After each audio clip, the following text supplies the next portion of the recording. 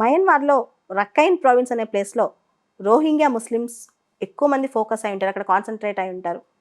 Myanmar Buddhist majority country.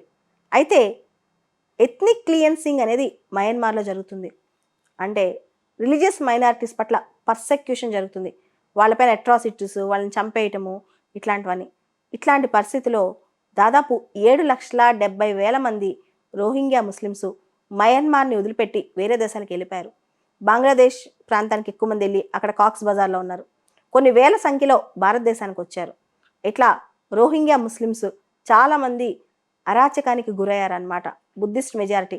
In fact 2017 ఆగస్టులో అక్కడున్న military force, మయన్మార్లో ఉన్న అఫీషియల్ మిలిటరీ కూడా ఈ అరాచకాలకు పాల్పడింది. వాళ్ళని చంపేయటాలు, వాళ్ళ ఇల్లు కాల్చేయటాలు, వాళ్ళ ఉమెన్ని చెరిపేయటాలు, ఇలాంటి చాలా పనులు చేస్తుందన్నమాట అక్కడున్న గవర్నమెంట్, మిలిటరీ ఫోర్స్ కూడా.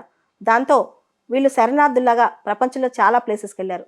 యుఎన్ కథనం ప్రకారం worst form of refugee crisis, worst form of humanitarian crisis అక్కడ నెలకొలిందనమాట.